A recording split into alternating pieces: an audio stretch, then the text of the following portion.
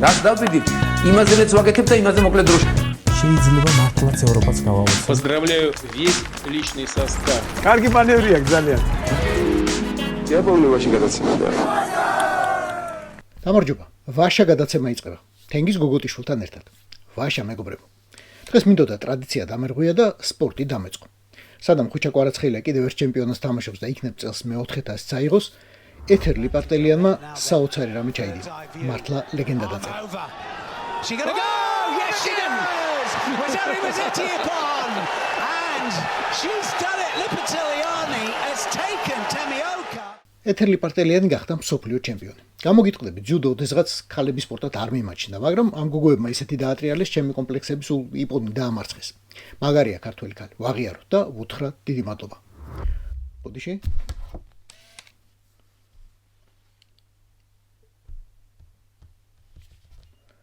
Yes, ma'am, sir. Congratulations. Yes, sir. Yes, yeah. Roger. God save the king. სანამია ქართველი ქალების ქებათა შევყევი ლონდონიდან დამირეკეს. არ გეტყვით ვინ. შენ იცნობ მათხავს და სთხოვე ჩემზე მეც ნუღარ წერენ და ლაპარაკობენო, თორემ ამ MI6-ის სერვერები გადაგვიხურდაო. ავტომატურად რეაგირებენ ჩემს ყოველ ხსენებას და ვეღარ უძლებს სისტემა უკვე. არა, ახლა ამას კი მიულოცე, მაგრამ თავისთავად ძალიან მაგარი ამბავია. ერთი რომ ქალი არასდროს ყოფილა ბრიტანეთის დაზვერვის ხელმძღვანელი, მეორე რომ ქართველი არასდროს ყოფილა. ხო და როგორ გინდა ეს ამბავი ჩააჩუმო. რა თქმა უნდა, ამ ქალზეც ყველაფერს ძალიან მალე გავარკვევთ. სოფლიოში რომელი მზვერავი ყოფილა ჩვენთვის რამე გამოეპარებინა საერთოდ. Агер Путин იყო და დედაკაცში მოვუპოვეთ. Хозяйка вот этого дома, Вера Путина, в предвыборных кадрах по телевизору она вдруг узнает своего Вову, незаконно рожденного сына. დებიც კლასელებს და პირველი შეყვარებულიც კი, ვისაც დედისგან მოპარული სარკე აჩუკა.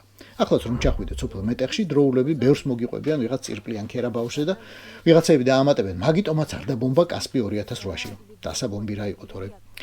ევგენი მაქსიმეძე პრიმაკოვი იყო და მთელ საბჭოთა კავშირის გაზეთ პრავდას კორესპონდენტი ეგონა. მე კი სახში მითხეს პლეხანოველი ჟენია საბჭოთა რეზიდენტურის ხელმძღვანელი ახლო აღმოსავლეთშიო.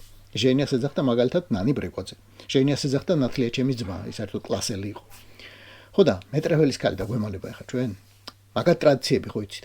MI6-ის ხელმძღვანელი მეფისგან შემდეგ აუცილებლად რაინდომას მიიღებს. და გვეყოლება ქართველებს პირველი რაინდი ქალი, დამე მეტრეველი. აგერ ვიღაც მსახიობს მაგ დირექტორის როლის შესრულებისთვის მის ეს ეწოდება და ნამდვილ დირექტორს როგორ დააყვედრიან. პრემიერ-მინისტრ სტარმერის განცხადება MI6-ის ხელმძღვანელად ქართველის წარდგენაზე ჩვენ ყველას გაგვიხარდა, რა თქმა უნდა. შუქი არ ჩამქრალა ერთადერთ საძინებელში მხოლოდ იმ ღამეს. ერთი 69 წლის მოხუცი ტელეფონით ესაუბრებოდა თანამედროვეობის უდიდეს გონს, ზაზა შს, რომელიც თავისი ახალი წიგნის შინაარს აცნობდა. მხატვრულ დეტექტიურ ფილოსოფიურ რომანს ბატების მწყებს ბიჭზე, რომელიც ჯერ კომპიუტერების ფარცხოში კი გახდა, მერე ბანკირი, შემდეგ კი სოფლიო ბოროძალებს შეევა სულ მარტო. და რაებზე წავიდა, რაები იჩალიჩა, საიდან მოუარა დიპსტეიტმა, რომ თავისი ყველაზე დიდი მოწინააღმდეგისთვის, ბატონი ბორისისთვის ზურგიდან დაეტყა.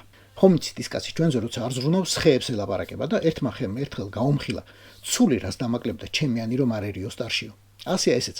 ისევ ქართველის ხელით თუ შეეცდებიან ქართველი მეცენატისა და ქტიტორის დამარცხებას, თორემ სხვა ვერავინ მოერია. ეს ბლეიზია თუ ვიღაც სახეზევი აწერია, რომ არაა სამეგობროდ მოსული. ჩვენი ბატონის ქალთა სილამაზის სტანდარტი სულ სხვაა. აი, საშუალოდ აი ასეთი.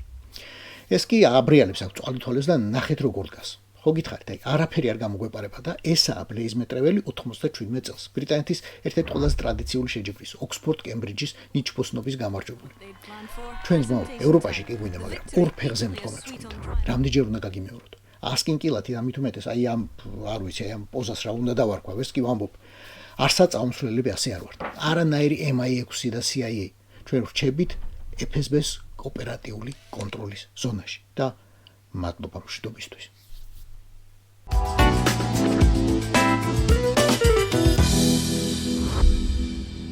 გიორგი გახარია მეორე დაიბარეს წოლუგიანთან. პროკურატურაში კი ვახტანგ გომელაური დაიბარეს. გადამდგარი თუ გადაყენებული მინისტრების დაბარებას ჩვენში ტრადიციულად გაგებით ეკიდებიან. მოწველიან ახლა მაგასო ვამბობთ. მაგრამ გომელაური სხვა შემთხვევაა. გომელაურის ხელით მისი ჩვენებით გახარია უნდა მოწველონ. ვისაც წოლუკიანის კომისიანო ბორინ კარადნოე 2019 წლის აგვისტოში სოფელ ჩურჩანასთან პოლიციის საგუშაგოს აღმართვას ედავება.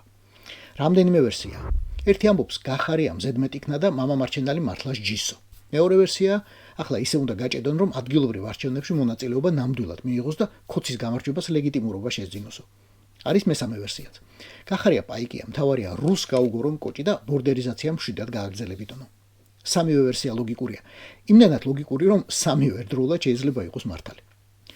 2019 წლის აგვისტოში გახარია შინაგან საქმეთა მინისტრი იყო. სხვათა შორის, 2 თვით ადრე მშვიდობიანი გოგობიჭების სისხლიანი დარბევისთვის უკვე აკიდებული ჰქონდა მეცახელი თვალთხარია. გოგონა დაჭრილი.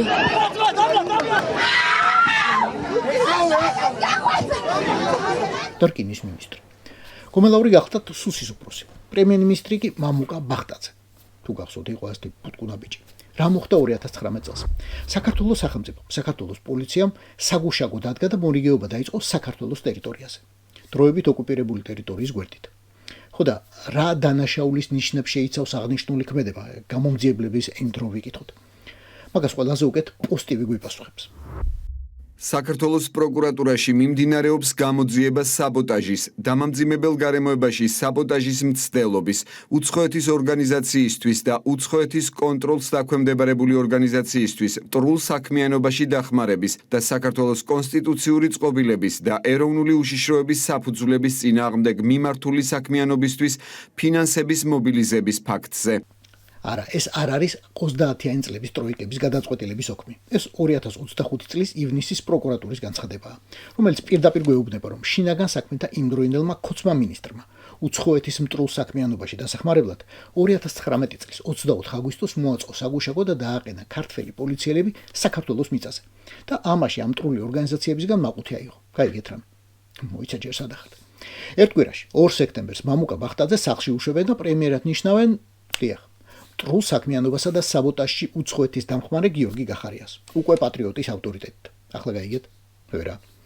აი როგორც პროკურატურის ის ციტატა იმეორებს სიტყვა-სიტყვით 30-იანი წლების ტროიკების ტექსტებს, ინგლისის და გერმანიის ჯაშუშობას რომ აბრალებდა ხალხს.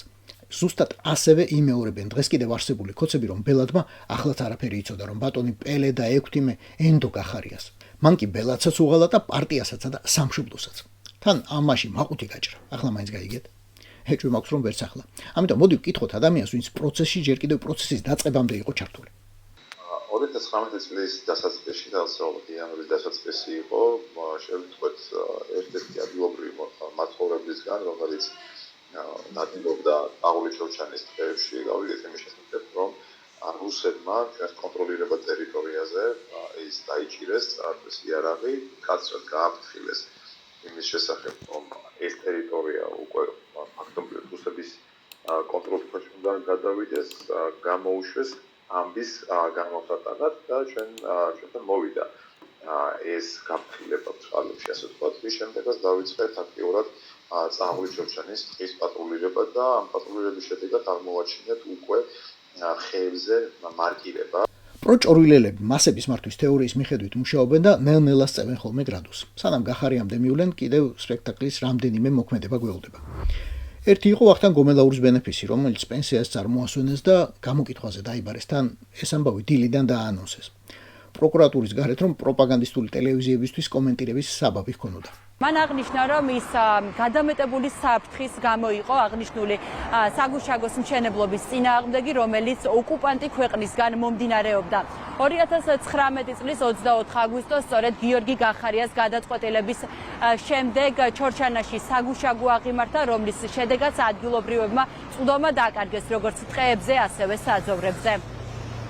მე გიდასწროთ, რომ შეთანხმება არ ყოფილა, ასარო ჩვენ შეთანხმებული არ გქონდა არანაირი გავიგეთ პოსტს გახდო საგუშაგოს ჩორჩანა საგუშაგოს ასე ვთქვათ დადგმაზე ჩვენ ინფორმაცია არ ქონდა გავიგეთ პოსტფაქტუმ გავიგეთ უკვე დაიწყოს ზის რაღაც დამუშავება და ეს დღეს ხო რაკეტა საგუშაგო ხო ზის გაყვანა რაღაც მოსწორება სეპარატისტებმა ბუნებრივია რუსების ტრაგედიებით და უშუალო ჩართულობით და დახმარებით შეიმუშავეს ახალი გეგმა ახალი ოკუპაციის ახალი გეგმა რომელიც გულისხმობს იმ 208 კვადრატული კილომეტრის მიტაცებას, რომელიც არასოდეს არ შედიოდა ცხინვალის რეგიონის ადმინისტრაციულ საზღვრებში. დავით ქაცარავასთან ინტერვიუ მონტაჟისთვის ისე დამენანა, რომ მას სრულიად ცალკე შემოგთავაზებთ. ჩვენს YouTube-ზე, Facebook-სა და სხვა რესურსებზე. იქამდე კი მოდი გადავხედოთ რუკას. აი ესაა ჩორჩანა. ესაა წნელისი. მიხვდებით, რომ საკმაოდ ახლოსაა. ესაა მათ შორის გზაზე განთავსებული ერთ-ერთი საგუშაგო. საიდუმლოს არ ვამჟღავნებ Google-ის რუკას გაჩვენებთ. სადღაც ამ ტყეში 1921 წელს ბოლშევიკებმა გახაზეს საზღვარი და ჩორჩანა ხაშურის მუნიციპალიტეტს, ანუ რაიონს მიაკუთვნეს, წნელისი კი ზნაურისას. სანამ коммунისტები იყვნენ და სამხრეთ ოსური ოლქი არსებობდა, ასეც იყო. მერე კი იყო ომი, ოლქი გაუქმდა. თუმცა რუს არასდროს დავიწყებია, რომ ქართველებისთვის შიდა ქართლი უნდა აეხია. Дело в том, что по картам Советского Союза, а именно по ним проходит государственная граница между Южной Осетией и Грузией, деление происходит западнее реки Лопан, то есть грузины вошли на исконную территорию Южной Осетии. ეს იყო პირველი შემთხვევა, როდესაც ხელისუფლებაში ქოცის მოსვლის შემდეგ სეპარატისტების ბორდერიზაციას რაიმე წინააღმდეგობა შეხვდა. იქამდე კი იქ არჭოვდნენ ბოძებსა და დროშებს, სადაც მოეხასიათებოდათ და მადა ჭაბაში მოუვიდათ. ცხინვალის პარლამენტად წოდებულმა ბანდამ საგანგებო კომისია შექმნა, რომელმაც თავისი წინადადებები 2021 წელს გამოაქვეყნა. წარმოდგენილი რუკით 30 კვადრატული კილომეტრი. კვადრატურა 25 კილომეტრია. განსხვავებას იძლევა. სტრატეგიული ადგილია. ეს ტერიტორია 22 კვადრატული კილომეტრია. აქ კვადრატურა 47 კვადრატული კილომეტრია. სეპარატისტების კომისია ასე ცოტ-ცოტათი 208 კვადრატულ კილომეტრზე ავიდა. უფრო გასაგებად, ტერიტორიის 5.9% მიიხატა. იმის დამატებად, რაც საბჭოთა დროს ეკავა და რას აზღვრებშიც მას რუსია აღიარებს. აი ამ 208 კვადრატულ კილომეტრში შეიყვანა ჩორჩანაც. 21 квадратных километров. Прямо у меня дзирули комната 22 квадратных километров. 25 квадратных километров. Койсайна. გამეორება ცოდნის დედაა. მოდი, კიდევ ერთხელ მოусმინოთ, რა ბრალდებითაა საქმე აღძრული. თავარი საგამოძიებო უწყება საბოტაჟის მცდელობისა და უცხოური ორგანიზაციისთვის მტრულ საქმიანობაში დახმარების მუხლით გამოძიებას ატარებს. ხომ კარგად მოусმინეთ და ახლა ხომ მაინც გაიგეთ. ოღონდ ალბათ ის ვერ გაიგეთ, საიდან მოიტანეს უცხოეთი და მტრული ძალების დახმარება მავნებლობაში. ამიტომ მეგეთქვით. 2019 წლის 30 აგვისტოს საგუშაგოების დარდმით აღშფოთებული ცხინვალის ვითომ პარლამენტი საგანგებოდ შეიკრიბა და განცხადება მიიღო. ახლა ამ განცხადებას მოусმინეთ. სამხრეთ ოსეთის რესპუბლიკის პარლამენტი საქართველოს ხელისუფლების მოქმედებას დაუფარავ აგრესიად აფასებს. შეერთებული შტატები და ნატოს სახელმწიფოები, რომლებიც მხარს უჭერენ საქართველოს პროვოკაციულ ქმედებებს, პირდაპირ არიან პასუხისმგებელნი ამიერკავკასიაში მშვიდობისა და სტაბილურობისთვის ძირის გამოთხრაზე. ახლა ხომ მიხვდით, რა უცხოეთს ახსენებს ქოცის პროკურატურა და ვის დომებია გახარიას ხელით ომის დაწყება 2019 წელს. ამერიკასა და დანარჩენ ნატოს. ხო, აბა. და ახლა ხომ ხვდებით სინამდვილეში სად იწერება და ვინ წერს ქოცის საბრალდებო დასკვნებსაც და ეგრეთ წოდებულ მესიჯ ბოქსებსაც, რითაც ისინი შემდეგ საკუთარ მრევლს ათაყვანებენ. მისამართი რამდენიმეა. მოსკოვი ლუბიანკა, ან მოსკოვი სტარაია პლოშჩადი, ან მოსკოვი სმოლენსკის მოედანი. მერე მაგას ცხინვალელი რუსები რუსულად ავრცელებენ, ქართველი რუსები ქართულად. სხვანაირად, ვერანაირად ვერ აიხსნება რა მანქანებით იმეორებს საქართველოს პროკურატურის განცხადება ცხინვალის ვითომ პარლამენტის 6 წლის წინანდელ განცხადებას.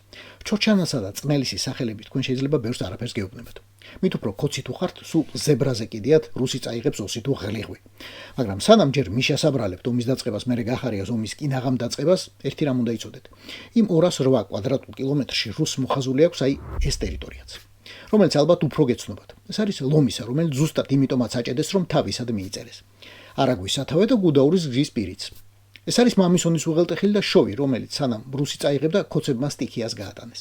ეს კი გომის აჩხერის გზის 3 კილომეტრიანი მონაკვეთი. ხო, აი თვით ბატონ ბიძინას გაუბედეს და სახლისკენ მიმოვალ გზაზე, ვითომ სამხრეთოსური ბლოკპოსტის დადგმა გადაუწყვეტეს. არა, ის ბრძენი კაცი რუსეთის მოქალაქეა და პაგრანჩნიკები უპრობლემოდ გაატარებენ. ამ ბოლოს და ბოლოს ჭორვილაში ვერტფრენთაც კი ჩავა, მაგრამ თქვენ რა უნდა ქნათ? თქვენ.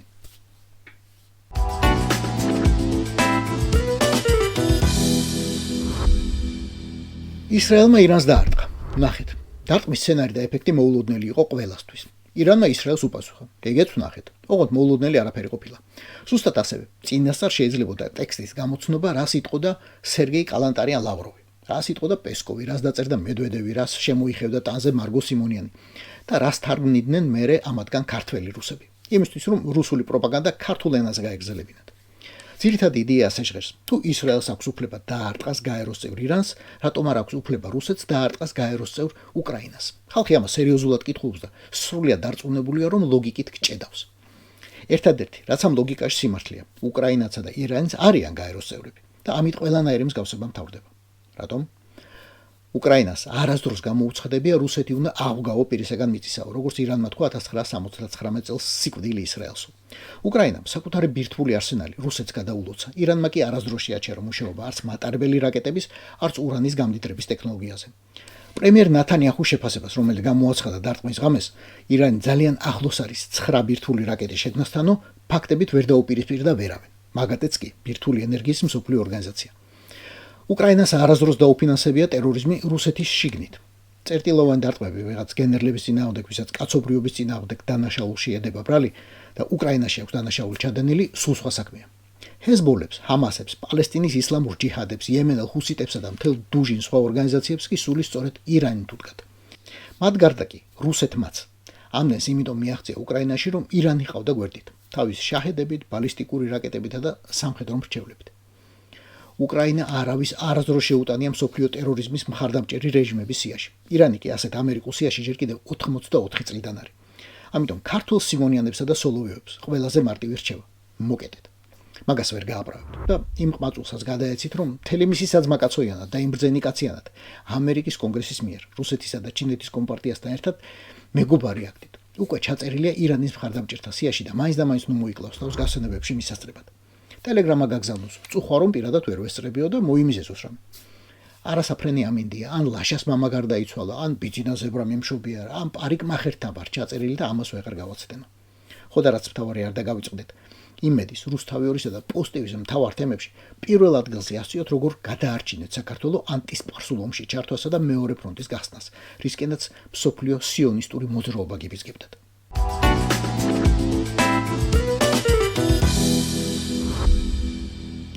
მშრალი სტატისტიკა. 2024 წელს საქართველოში თეატრებისა და მუზეუმების მაყურებელ დამთვალიერებელთა რაოდენობა შემცირდა. საქართველოს სტატისტიკის სამსახური არ აზუსტებს, მაგრამ მიზეზი მარტივი მისახვედრია. თუ ოდნავ გაქექავ კოცის მოსაქმებულს. უმაღლეს მათემატიკას ეს აღარ საჭიროებს. მუზეუმები დავიწყოთ. 2024 წელს მათ ყავდა თითქმის 8%-ით ნაკლები დამთვალიერებელი, ვიდრე 2023 წელს. რატომ? იმიტომ რომ მუზეუმში ძირითადად უცხოელები დადიან, თანაც ცივილიზებული უცხოელები. ისინი ვისთვისაც საქართველოს არაა მხოლოდ მხეჩეფური, შაშლიჩოკ, ცენანდალი, ჩაჩა. ასეთებმა კი 2024 წლის შემოდგომიდან საქართველოს ჩამოსვლას მოუკლეს, სრულიად ბუნებრივი მიზეზით. აგერ ევროპული ქვეყნების საელჩოები თბილისში უკვე აფრთხილებენ საკუთარ თანამოქალაქეებს. შეიძლება ქართველმა მესაზღვრეებმა აღარ შემოგიშვან საზღვარზეო და არ გაგიკვირდეთო. კარგი რეკლამაა ტურიზმზე ორიენტირებული ქვეყნისთვის ჩემმა მზემ. ხო და ახლა ის ხალხიც ორჯერ ან 10ჯერ დაფიქრდება. ნამდვილად ძალიან სჭირდება რაღაც ჩამოუყალიბებო ქვეყანაში ჩასვლა, სადაც ბილეთი და ტურები 5ჯერ უფრო ძვირი ღირს, ვიდრე მალიორკაზე ან ბალიზე. და თან ყველაფერთან ერთად ეს ფული შეიძლება დაგეკარგოს, თუ უხასიათოდ გაღვიძებულმა მესაზღვრემ ცუდი თვალით შემოქმედა. ვიღაც იტყვის მაინც წავალ, ვიღაც იტყვის ერთი მაგისც და წავა იქ, სადაც უფრო მშვიდად დაისვენებს. აი, თეატრები კი ცოტა სხვა ამბავია. არა, მაგასაც ხოცის მოსაქმებული სუნი უდის, მაგრამ უკვე შიდა მოხმარებისთვის. მაშ რატომ მოაკლდა მაყურებელი თეატრს? პირველ რიგში მოაკლდა სპექტაკლები. 54-მა დასმა 3.9%-ით ნაკლები წარმოდგენა გამართა, ვიდრე 2023 წელს. ამიტომ დარბაზში 17.6%-ით ნაკლები მაყურებელი იჯდა. და მე თუ მკითხავთ, ეგეც ძალიან დიდი მიღწევაა ქვეყნისთვის, სადაც არტისტებს ციხეში ყრიან. პაატა ბურჭულაძეს ოპერის წინ სიმღერისთვის აჯარიმებენ, რეჟისორებს კი უბუდიშო და დემონსტრაციულად ყრიან სამსახურებიდან. რა მაყურებელსა და შემოსავალს მისდირით, მაესტრო რობერტ? განა არ აგიხდა თქვენი ქართულ ჩეკისტური ოცნება, როდესაც საკუთარ თეატრში რობოკოპები მოასვენეთ და მერე გარეთ მშვიდობიანი ბავშვების, მათ შორის თქვენივე დასის წევრების დასარბევად გაუშვით. ხო და ითამაშეთ ახლა ანტიგონე განსაკუთრებულ დავალებათა დეპარტამენტისთვის და ლედი მაკბეტი კრიმინალური პოლიციისთვის. და პაკლონზე რო გამოხვალთ, არ დაგავიწყდეთ ყველამ ერთად დასძახეთ მადლობა ბატონ ბორის. ფარდა.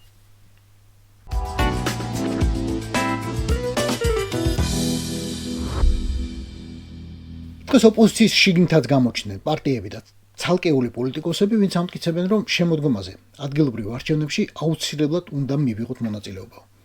მეორე ნაწილი ეუბნება, რა არჩევნები ხალხო, რა საკრებულოები მოგცლიათ ერთი თქვენო. ამ დროს კი საკრებულოებს საერთოდ არ მოსცლიათ, საერთოდ. ძალიანაც დაკავებულები არიან და ამართლებენ იმ ფულს, რასაც ბიუჯეტიდან იღებენ. მაგალითები გნებავთ, რამდენიც გნებავთ. აი ავიღოთ ხაშური საკრებულო. ხომ ყველაფერი გააკეთეს მასონებმა, რომ ეს ქალაქი ჩაეხსნათ საქვეყნო ცხოვრებიდან. გზაც კი გადაიტანეს და ახალი ავტობანი ისე გაიყვანეს ხაშურ შორიდან თუ მოკრავ თვალს. გასაყიდათ ერთ დროს გამოფენილ ჰამაკებზე რომ აღარაფერი ვთქვათ.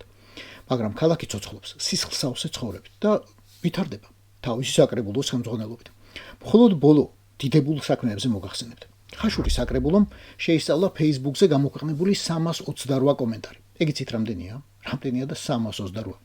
და რა ეწერა ამ კომენტარებში? 80% თურმე ნეგატიურად ეხმაურება ხაშურში რუსთაველის ქუჩაზე იეღოველთა დარბაზის მშენებლობას, რომლის ნებართვაც მერიამ უკვე გასცა. ახლა კი საკრებულოში საგანგებოდ Facebook-ის საკითხავად შექმნილი სამუშაო ჯგუფი მერს ურჩევს გააუქმოს მისივე გაცემული ნებართვა. ეჭვიც არ შეგეპაროთ, რომ ნებართვას გააუქმებენ. თუ უკვე არ გააუქმეს. და ყველაფერს ხალხის ნებით ახსნიან. ჩვენთან ხომ დემოკრატია არა? ხომ ხალხზე კითხებიან ყველაფერს? თუ არ ეკითხებიან, Facebook-ით იგებენ ხოლმე საზოგადოებრივ დაწყობას. ისე, ამხელა როლი Facebook-ისთვის ცუკერბერგსაც კი არასდროს მიუნიჭებია მგონი. სამლოცველოების საკითხი აქ წყდება, ვის უჩივლო და ვინ დავიჭიროთ აქ წყდება. გააჩნია ვინ ვის შეკადრებს მონახარო. და მგონია, რომ ეს არ მხოლოდ ხაშურისთვის, არამედ სრულიად საქართველოსთვის სწორი მიმართულებაა. მუნიციპალურ დონეზე ამის დატოვება უბრალოდ აღარ შეიძლება. ცენტრალიზებაა აუცილებელი. უნდა შეიქმნას Facebook-ის, Instagram-ის, TikTok-ის, Telegram-ისა და ადნაკლასნიკების კითხვისა და რეაგირების სამინისტრო. ან სახელმწიფო სააგენტო მაინც რომ არავინ და არაფერი დარჩეს დაუკითხავი. და კოდს მუდამ ქვეყნის პულზე ეჭიროს ხელი. სპეციალისტები ხო არ გვაკლია. სუსი განამეც რას აკეთებს კოდს ხელში. ისტერიულად კითხულობს ყველაფერს, რასაც თქვენ წერთ. უსმენს ყველაფერს, რასაც თქვენ ლაპარაკობთ და მე იმ ბრძენ კაცს უგზავნის კრებსებს. ჩემი თაობის ხალხზე მახსოვრება ერთი სულცხონებული კომუნისტი ჩეკისტი, რომელიც ისტორიაში დარჩა ფრაზით დემოკრატია გინდებლარიენ? პაჟალსტა. ეს იყო ვაშა გადაცემა. თენგიზ გოგოტიშვილთან ერთად. ვაშა. მოიწონეთ, გამოგვიწერეთ, გვიყურეთ. Facebook-ზე, YouTube-ზე, TikTok-სა და უკვე Instagram-ზეც. რას დავდივით? იმაზე მეც ვაკეთებ და იმაზე მოკლედ დროში. შეიძლება მართლაც ევროპას გავავოთ. Поздравляю весь личный состав. კარგი მანევრია ძალიან. დიაბოლური ვაში გადაცემა.